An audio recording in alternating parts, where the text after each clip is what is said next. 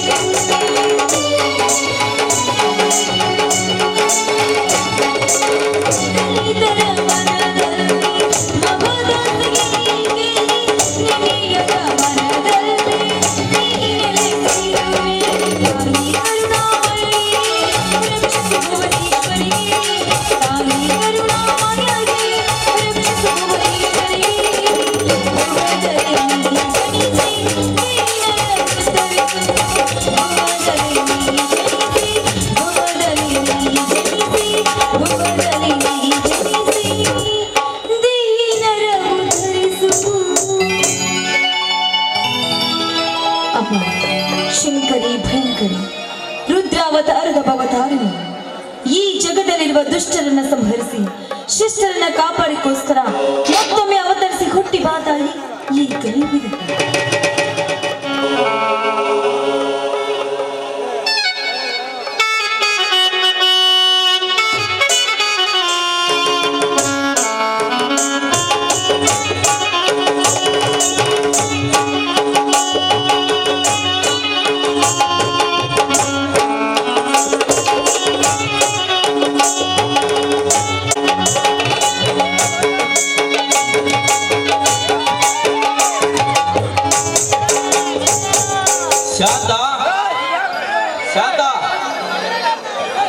ಈ ಕೃಷ್ಣ ನದಿಯ ಪವಿತ್ರ ನೀರಿನಿಂದ ಈ ತಾಯಿಯ ಶ್ರೀ ಚರಣಕಮಲ ತೊಳೆದು ಪೂಜಿಸಿ ಪುನೀತಳಾದೆಯ. ಪುನೀತರಾದ ಬನ್ನಿಸಿ ಈ ಭವ್ಯವಾದ ಬಂಗಲೆಯಲ್ಲಿ ಶೃಂಗಾರವಾಗಿ ಶೋಭಿಸುತ್ತಿರುವ ಈ ತಾಯಿಗೆ ಪೂಜಿಸಿ ಸುಮಂಗಲಿಯಾಗಿದ್ದೇನೆ. ನೀವು ಕೂಡ ದೇವಿಗೆ ನಮಸ್ಕರಿಸಿ ಪಾವನರಾಗಿ. ಅಮ್ಮ ಬಣದ ಸಿರಿಯಲ್ಲಿ ಸಂಗೊಳಿಸುವ ಕಾರಿಣಿ ದುರ್ಗಾ ಮಾತೆ ಸದಾ ಸತ್ಯ ಧರ್ಮದ ಹಾದಿಯಲ್ಲಿ ನಡೆದಿರುವ ನನ್ನ ಮನದಾದ ಮರ್ಮವನ್ನು ನೀರೆರೆದಿರುವ ತಾಯಿ ಅನಾಥ ಮಕ್ಕಳೇ ನನ್ನ ಮಕ್ಕಳೆಂದು ಮನೆ ಆಳುಗಳೇ ಮನೆ ಯಜಮಾನರೆಂದು ಆಳು ಮಗನಾದ ನನ್ನ ಹೆಸರಿಗೆ 20 ಎಕರೆ ಜಮೀನನ್ನು ಬರೆದು ರಾಣಿಯಾಗಬೇಕಿದ್ದ ನನ್ನ ಮಗಳಾದ ಇವಳನ್ನು ನನಗೆ ಸತಿಯಾಗಿಸಿ ಹೋದ ಆ ಶಾಂತಗೌಡನ ಗುಣ ಮುಂದಿನ ಜನ್ಮದಲ್ಲಾದರೂ ತೀರಿಸುವಂತ ಸೌಭಾಗ್ಯ ನನಗೆ ಒದಗಮ್ಮ. ನಿನಗೆ ನನ್ನ ನಮಸ್ಕಾರ. ಸಕಲ ವೈಭವ ಶ್ರೀಮಂತನ ಮಗಳಾದ ನಾನು ನಿಮ್ಮ ಮಡದಿಯಾಗಿ ಬಂದರೂ ಕೂಡ ಸ್ವಾಮಿ, ಪತಿ ಭಕ್ತಿಯಲ್ಲಿ ನನಗೆ ಸಾಕಷ್ಟು ಆಸಕ್ತಿ ಇದೆ ಸ್ವಾಮಿ. ಸದಾ ನಿಮ್ಮ ಮಡದಿಯಾಗಿ ಬಾಳ್ಬೇಕು ಅನ್ನುವ ಆಸೆ ನಂತು. ನೀವೇ ನನ್ನ ಪಾಲಿನ ದೇವರು ಅಂತ ನಂಬಿದವೇ ನಾನು. ಆದ್ರೆ ನನ್ನ ತಂದೆಯ ಋಣ ತೀರಿಸುವ ನಿಮ್ಮ ಮಾತುಗಳನ್ನ ಕೇಳ್ತಾ ಇದ್ರಿ, ನಾನಿವತ್ತು ನಿಮ್ಮ ಮಾತಿಗೆ ಋಣಿಯಾದೆ ಸ್ವಾಮಿ. ಸ್ವಾಮಿ, ನಿಮ್ಮಂತ ಪತಿಯನ್ನ ಪಡೆದ ನನ್ನ ಜನ್ಮ ಸಾರ್ಥಕವಾಯಿತು ಸ್ವಾಮಿ, ಸಾರ್ಥಕವಾಯಿತು. ಶಾಂತ, ನಾನಿಲ್ಲದಿದ್ದರೆ ಇಲ್ಲಿ ನನ್ನದೆನ್ನುವುದು ಏನಿದೆ ಎಂಬ ಸಿದ್ದೇಶ್ವರ ಶ್ರೀಗಳ ವಾಣಿಯಂತೆ ಇಲ್ಲಿ ನನ್ನದೆನ್ನುವುದು ಏನಿದೆ? ಒಮ್ಮೆ ಹುಟ್ಟಿ ಒಂದು ದಿನ ಸತ್ತು ಹೋಗುವ ಈ ನಶ್ವರ ಶರೀರಕ್ಕೆ ಯಾಕೆ ಅದೆಲ್ಲ ಆಸ್ತಿ ತಾಪ ಬರಬೇಕು? ಕೊಟ್ಟವನಿಗೆ ಮರಳಿ ಕೊಡುವ ಭಾವನೆ ನಮ್ಮಲ್ಲಿಟ್ಟುಕೊಂಡು ಸದಾ ಶಿವನಾಮ ಸ್ಮರಣೆಗೈಯುತ್ತಾ ಮುಕ್ತ ಮನಸ್ಸಿನಿಂದ ಒಮ್ಮೆ ಕಣ್ತೆರೆದು ನೋಡಬೇಕಾಗಿದೆ ಈ ಜೀವನದ ರಹಸ್ಯವನ್ನು. ಸ್ವಾಮಿ, ನಿತ್ಯ ಶಿವನಿಗಾಗಿ ಮನಸೋಲುವ ಈ ನಿಮ್ಮ ಮನಸ್ಸಿಗೆ ಶಾಂತಿಯ ಮೊದಲೆಲ್ಲೂ ಓಡಿ ಬರುವನೆಯ ಕರುಣಾಸಾಗರ. ಓಡಿ ಬರುವನೆ ಎಂದು ಕೇಳುವೆಲ್ಲ ಶಾಂತ, ಅದೆಲ್ಲ ಶಿವನಿಚ್ಛೆ. ಕಷ್ಟ ಬಂದಾಗ ಬಾ ಎಂದು ಕೂಗಿ ಕರೆದರೆ ಅದು ಯಾವುದೋ ರೂಪದಲ್ಲಿ ಬಂದು ಭಕ್ತರ ಆಸೆಯಲ್ಲಿ ಪೂರೈಸುವ ಕರುಣಾಸಾಗರ ಈ ಶಾಂಭವಿ ಗಂಡ. ಒಂದು ಸಮುದ್ರ ಮಂಥನ ಕಾಲದಲ್ಲಿ ಕಾಲಕೂಟ ವಿಷವನ್ನು ಕುಡಿದು ವಿಷಕಂಠನಾದ ದಶಕಂಠನ ಸಾವಿನ ನಂತರ ಜೋಡಿ ಶಿವಲಿಂಗನಾಗಿ ಶ್ರೀರಾಮನಿಂದ ಪೂಜೆಗೊಂಡ ಅವನ ಮಹಿಮೆ ಅಪಾರವಿದೆ. ಆದರೇನು ಮಾಡುವುದು? ಆದರೇನು ಮಾಡುವುದು ಅಂತ ಉಸಿರನ್ನ ಹಾಕಿ ಮಾತಾಡ್ತಾ ಇದ್ರಲ್ಲ, ಏನಾಗಿ? ಉಸಿರು ಆಗಲೇಬೇಕಿದೆ ಶಾಂತ. ಯಾಕೆಂದರೆ ನಾನೀಗ ನಾಲಿಗೆ ಇಲ್ಲದ ಮೂಕನಾಗಿದ್ದೇನೆ ಶಾಂತ, ಮೂಕನಾಗಿದ್ದೇನೆ. ನಿನಗೆ ತೋರಿಸಲು ಕಣ್ಣಿಲ್ಲದ ಕುರುಡನಾಗಿದ್ದೇನೆ ಶಾಂತ, ಕುರುಡನಾಗಿದ್ದೇನೆ. ಆ ನಿಜ ಹೇಳಬೇಕೆಂದರೆ ನನಗೆಲ್ಲವೂ ತಿಳಿದಿದೆ ಸ್ವಾಮಿ. ನಿಮ್ಮ ಅಂತರಂಗದ ಮರ್ಮ ಏನು ಅಂತ ನನಗೆ ತಿಳಿದಿದೆ. ಆದ್ರೆ ಬ್ರಹ್ಮ ಬರೆದ ವಿಧಿ ಲಿಖಿತವನ್ನ ತಪ್ಪಿಸಲು ಯಾರಿಂದಲೂ ಸಾಧ್ಯವೇ ಇಲ್ಲ ಸ್ವಾಮಿ, ಸಾಧ್ಯವೇ ಇಲ್ಲ. ಹೇಳಿ ಸ್ವಾಮಿ, ನಿಮಗಾದ ಕಷ್ಟವನ್ನ ಸ್ಪಷ್ಟವಾಗಿ ನನ್ನ ಎದುರಿಗೆ ಹೇಳಿ. ನಾನು ನಿಮ್ಮ ಅರ್ಥಾಂಗಿಯಲ್ಲಿವೆ. ಅರ್ಥಾಗಿದೆ. ಹೊಸ ಮೊದಲಿಗಿಂದಿಯಾಗಿ ನನ್ನ ಮನೆ ಪ್ರವೇಶಿಸಿದ ನಿನಗೆ ಈ ಪ್ರಥಮ ರಾತ್ರಿಯಿಂದ ಹಿಡಿದು ಅನೇಕ ವರ್ಷಗಳ ಕಾಲ ನಿನ್ನ ಸುಖ ಭೋಗ ನಾನೈಕೆ ತೀರದ ನನ್ನಂತ ನಾವಂತ ಯಾರೆಲ್ಲ ಶಾಸ್ತ್ರ ಈ ಸಮಾಜದಲ್ಲಿ.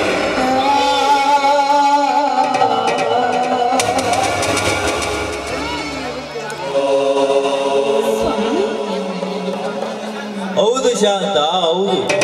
ಒಂದು ಹೆಣ್ಣಿಗೆ ಬೇಕಾಗಿದ್ದು ಸಂಪತ್ತಲ್ಲ, ಸಾರ್ವಭೌಮತೆಯೂ ಅಲ್ಲ, ಅಧಿಕಾರವೂ ಅಲ್ಲ ಶಾಂತ. ಅವಳು ರೂಪವತಿಯಾಗಿದ್ದರೂ ಆ ಹೆಣ್ಣಿಗೆ ಬೇಕಾಗಿದ್ದು ದಾಂಪತ್ಯ ಸುಖ. ಆ ಸುಖವನ್ನೇ ನನ್ನಿಂದ ಇಲ್ಲಿವರೆಗೆ ಕೊಡಲಾಗಿದ್ದೇನೆಂದರೆ ನನ್ನಂತ ಪಾಪಿ ಯಾರಿಲ್ಲ ಶಾಂತ ಈ ಸಮಾಜದಲ್ಲಿ. ನೀವು ಪಾಪಿ ಎಲ್ಲ ಸ್ವಾಮಿ, ಪುಣ್ಯಾತ್ಮ ನೀವು. ನನ್ನನ್ನ ಕೈ ಹಿಡಿದು ನನಗೊಂದು ಬಾಳು ಕೊಟ್ಟು ಈ ಅಮರವಾದ ಮಾಂಗಲ್ಯವನ್ನು ಕೊಟ್ಟ ನನ್ನ ಪಾಲಿನ ದೇವರು ನೀವು. ದೇವರು ನಾನು ದೇವರೇ. ಓ ಮಳೆಯರಿಗಾಗಿ ಭೂತಾಯಿಯ ಬಾ ತೆರೆದು ತನ್ನೊಡಲ ಸೀಳಿ ನಿಂತರು ಕತ್ತಲೆ ಕಾರ್ಮೋಡ ಕವಿದು ಗುಡುಗ ಮಿಂಚಿಲ್ಲದೆ ಉತ್ತರಿ ಮಳೆ ಬಿದ್ದಿಸಿದೆ ಒತ್ತೇರಿಸಿದರೆ ಅಂತವನು ದೇವರೇ ನಿಂತ ನೀರಿನಂತೆ ಶಾಂತವಾಗಿ ತನ್ನ ಕಂದುರಾಯನ ಕೈ ಹಿಡಿದು ಅವಳು ಅವಿತುಕೊಂಡಾಗ ಮುತ್ತಿನ ಮಳೆ ಗರಿಯದೆ ಎಳವನಂತೆ ನೆಲ ಹಿಡಿದು ಈತ ನಿನ್ನ ದೇವರೇ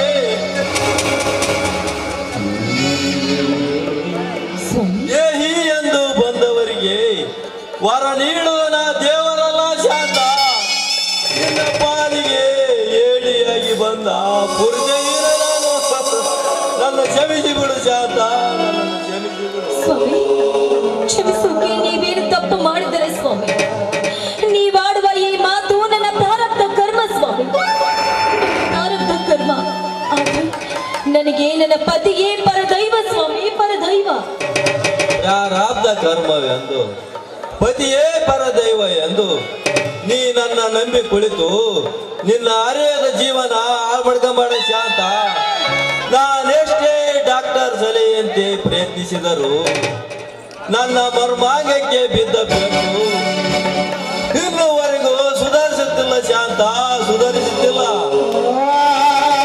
ದಯಮಾಡಿ ನೀನೀಗ ನನ್ನ ಮಾತನ್ನು ಪಾಲಿಸು ಈ ದಾಳಿ ನನಗೆ ಒಪ್ಪಿಸಿ ಬೇರೊಬ್ಬ ಗಂಡನನ್ನು ಮಾಡ್ಕೋ ಶಾಂತ ಬೇರೊಬ್ಬ ಗಂಡನನ್ನು ಮಾಡ್ಕೋ.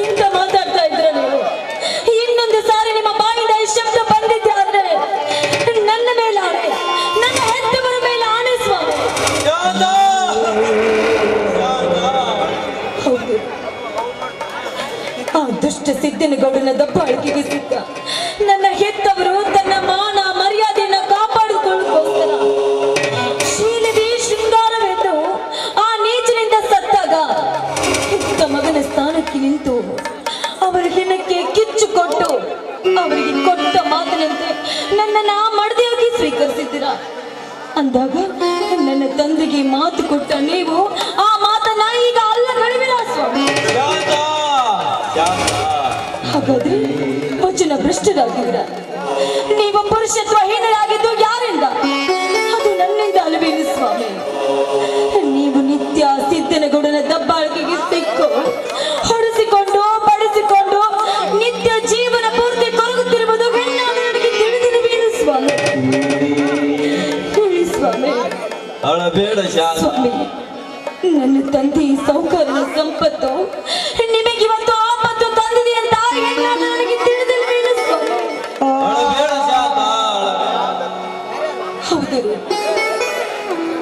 ನನಗಾಗಿ ನನ್ನ ಹೆತ್ತವರಿಗಾಗಿ ನಿತ್ಯ ನೀವು ಜೀವನ ಪೂರ್ತಿ ಕೊರಗ್ತಾ ಇದ್ದೀರಲ್ಲ ಇದೆಲ್ಲವನ್ನ ನೋಡಿ ಇದೆಲ್ಲ ನಿಮ್ಮ ತ್ಯಾಗವನ್ನ ಮರೆತು ನನ್ನ ಸುಖಕ್ಕೋಸ್ಕರ ನನ್ನ ಕಾಮದ ಸುಖಕ್ಕೋಸ್ಕರ ನಿಮ್ಮನ್ನ ಮರೆತು ಬೇರೊಬ್ಬ ಗಂಡನನ್ನ ಮಡದಿಯಾಗಿ ನನ್ನ ಕಾಮವನ್ನ ನಾನು ತೃಪ್ತಿಪಡಿಸ್ಕೊಳ್ಬೇಕಾ ಇಲ್ಲ ಸ್ವಾಮಿ ಇಲ್ಲ ಇದಕ್ಕೆ ಆ ದೇವರು ಯಾವತ್ತಾದ್ರೂ ಮೆಚ್ಚುವನೇನು ಸ್ವಾಮಿ ಇಲ್ಲವೇ ನಿಮ್ಮನ್ನ ಹೊರತು ಬೇರೊಬ್ಬ ಗಂಡನನ್ನ ನನ್ನ ಗಂಡನಾಗಿ ಯಾವತ್ತೂ ನಾನು ಸ್ವೀಕರಿಸ್ತಾರೆ ಶಾಂತ ಸ್ವಾಮಿ, ನಿಮ್ಮ ಪುರುಷತ್ವದ ಸೋಲೆ ನನ್ನ ಕಾಮದ ಸೋಲು ನಿಮ್ಮ ಪುರುಷತ್ವದ ಸೋಲೆ ನನ್ನ ಕಾಮದ ಸೋಲು ಈ ನಿಮ್ಮ ತ್ಯಾಗಕ್ಕೆ ನಾನು ಸದಾ ಸಿದ್ಧಳು ಸ್ವಾಮಿ ಇದು ನಿಮ್ಮ ಪಾದ ಸಾಕ್ಷಿ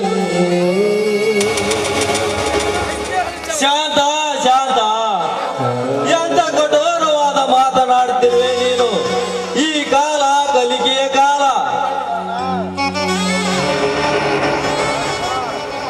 ತಿರುವ ಮರುವಿನ ಕಾಲ ಮಾತು ಮರೆತು ಹೋಗುವ ಕಾಲ ತನ್ನ ಮಗಳನ್ನೇ ಮೋಕ ರೂಪದಲ್ಲಿ ನೋಡುವ ಈ ಕಲಿಕಾಲದಲ್ಲಿ ಅದು ನಿನ್ನಿಂದ ಸಾಧ್ಯವೇ ಸ್ವಾಮಿ ಸಾಧ್ಯವಾಗದ್ದನ್ನ ಸಾಧಿಸಿ ತೋರಿಸುವುದೇ ಹೆಣ್ಣಿನ ನಿಜವಾದ ಧರ್ಮ ನಿತ್ಯ ನಾನು ಪೂಜಿಸುತ್ತಿರುವ ಮಹಾಂತೇಶ್ವರ ಸಾಕ್ಷಿಯಾಗೂ ಸತ್ಯ ಆ ಅಖಂಡೇಶ್ವರ ಸಾಕ್ಷಿಯಾಗೂ ಸತ್ಯ ಹಾಗಾದರೆ ನನ್ನ ಮಾನಸಿಕ ಪುರುಷತ್ವ ಸುಧಾರಿಸುವವರೆಗೂ ಈ ವಿಷಯ ನಮ್ಮಿಬ್ಬರ ಹೊರತು ಬೇರೆ ಯಾರಿಗೂ ಗೊತ್ತಾಗಬಾರದು ಶಾಂತ ಯಾಕೆಂದರೆ ಪರಸ್ತ್ರೀಯರನ್ನು ತಮ್ಮ ಕಾಮದ ಚಕ್ಷುವನ್ನು ಈ ಅಸುರ ಸಮಾಜದಲ್ಲಿ ನಿನ್ನ ಶೃಂಗಾರದ ಶೀಲಕ್ಕೆ ಬಂಗಾರದ ಬೆಲೆ ತರಬೇಕಾದರೆ ಈ ಸೂರನ ಸೌಭಾಗ್ಯದ ಕಣಿಯಾಗಿ ಅವನ ಮಾಂಗಲ್ಯದ ಸುಮಂಗಲಿಯಾಗಿ ಬಾಳ್ವನೆಂದು ನನಗೆ ಮಾತು ಕೊಡು ಶಾಂತ, ಮಾತು ಕೊಡು. ಸತ್ಯವಾದ ಮಾತನ್ನೇ ಕೇಳಿದ್ರಿ ಸ್ವಾಮಿ. ಅಂದು ಸತ್ಯವಾದ ಸಾವಿತ್ರಿ ಯಮನಿಂದ ವರವನ್ನ ಪಡೆದುಕೊಂಡು ಗಂಡನಿಗೆ ಹೇಳಿದಂತೆ ಹೆಣ್ಣಿಗೆ ಅತ್ತು ಅಮೂಲ್ಯವಾಗಿದ್ದು ವಸ್ತು ಅಂದ್ರೆ ಹೆಣ್ಣಿಗೆ ಶೀಲ ಶೃಂಗಾರ ಅಂತ. ಆ ಶೃಂಗಾರವಾದ ವಸ್ತುವಿಗೆ ನಾನು ಬೆಲೆ ಕೊಟ್ಟು ಹೆಣ್ಣಿಗೆ ಶೃಂಗಾರ ಶೀಲವೆಂಬ ಅಮೂಲ್ಯವಾದ ವಸ್ತುಗೆ ನಾನು ಸತ್ಯವಾಗಿ ತೋರಿಸ್ತೀನಿ ಸ್ವಾಮಿ. ಇದು ನಿಮ್ಮ ಪಾದ ಸಾಕ್ಷಿಗೂ ಸತ್ಯ. ಎದ್ದೇಳು ಶಾಂತ. ಮೆಚ್ಚಿದೆ ಈ ನಿನ್ನ ಪತಿ ಭಕ್ತಿಗೆ. ಈ ನಿನ್ನ ಅಮಾನವಾಣಿ ಈ ಸಮಾಜದಲ್ಲಿ ಪ್ರತಿಯೊಬ್ಬ ಮಹಿಳೆಗೂ ಎಚ್ಚರಿಕೆ ಆಗಲಿ. ಶಾಂತ, ನಗು ಶಾಂತ. ಈ ನಗುವಿನ ನೊಲುಮೆಯಲ್ಲಿ ಈ ಒಲವಿನವರನೊಂದಿಗೆ ಆಡುವ ಪ್ರೇಮಗೀತೆಯಲ್ಲ. ಸಂಕೋಚವಿಕೆ.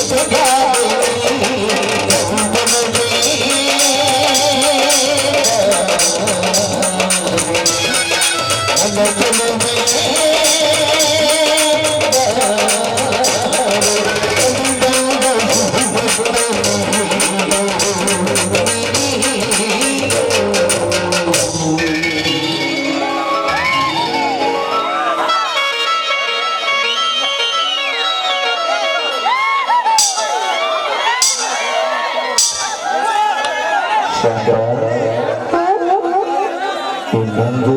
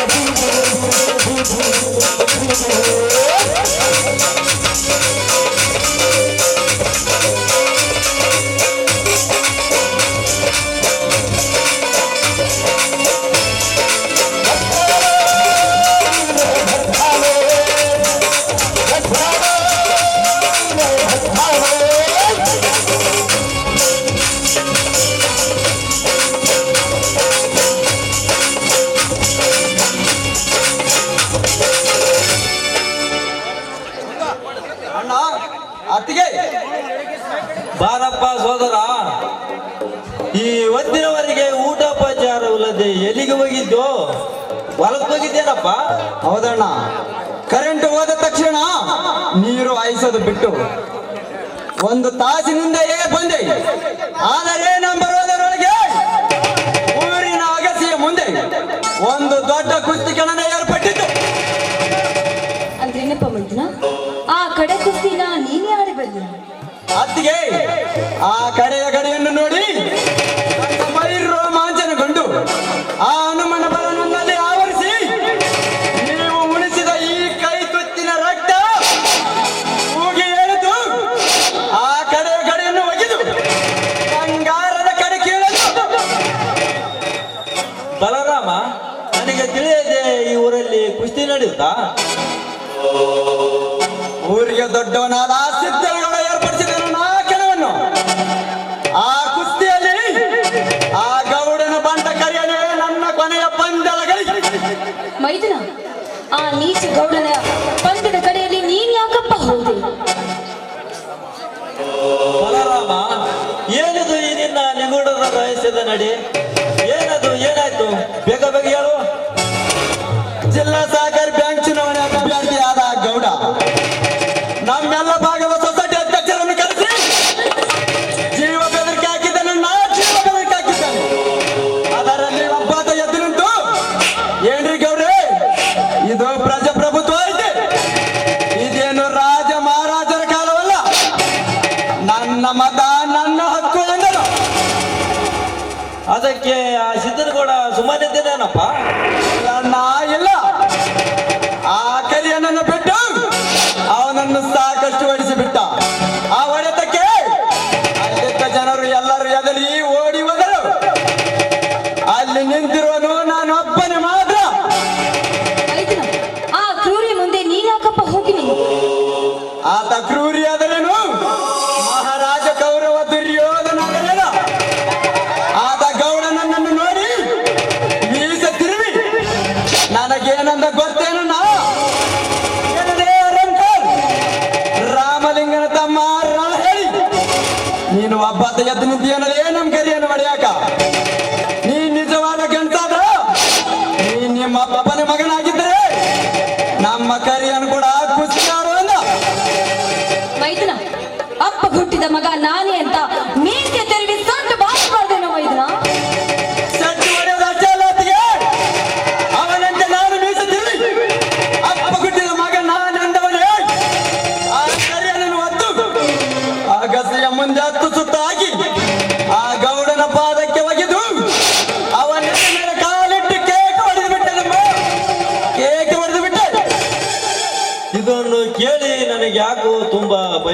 ಆಗುತ್ತಿದೆ. ನೀವ್ಯಾಕ್ರಿ ಭಯ ಪಡ್ತೀರಾ? ಇದರಲ್ಲಿ ಗೆದ್ದವನು ನನ್ನ ಮೈದುನ. ನನ್ನ ಹೆತ್ತವರನ್ನ ಸರ್ವನಾಶ ಮಾಡಿದ ಆ ನೀಚ ಗೌಡನ ಸಂಹಾರ ಆಗಲೇಬೇಕು. ಹೌದಣ್ಣ, ಹೌದಣ್ಣ,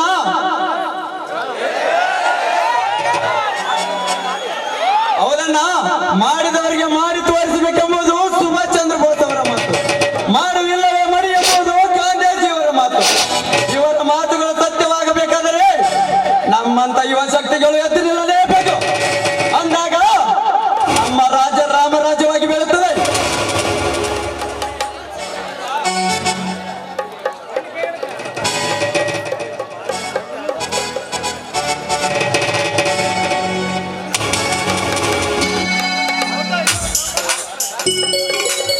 ಅಣ್ಣನ ಮಾತಿನಲ್ಲಿ ಸತ್ಯಾಂಶವಿದೆ ಅಣ್ಣ. ಯುವ ಶಕ್ತಿಯೇ ವಿದ್ಯುಶಕ್ತಿ ಎಂದು ಸ್ವಾಮಿ ವಿವೇಕಾನಂದರು ಹೇಳಿದ್ದಾರೆ. ಬಾರಪ್ಪ ಪ್ರದೀಪ, ನಿನ್ನ ಓದು ಮುಗ್ದೇನಪ್ಪ? ಪ್ರಥಮ ರ್ಯಾಂಕ್ ಬರುವ ನಿರೀಕ್ಷೆ ಇದೆ ಅಣ್ಣ. ಅದಕ್ಕೆ ನಿಮ್ಮಿಬ್ಬರ ಆಶೀರ್ವಾದವೇ ಕಾರಣ.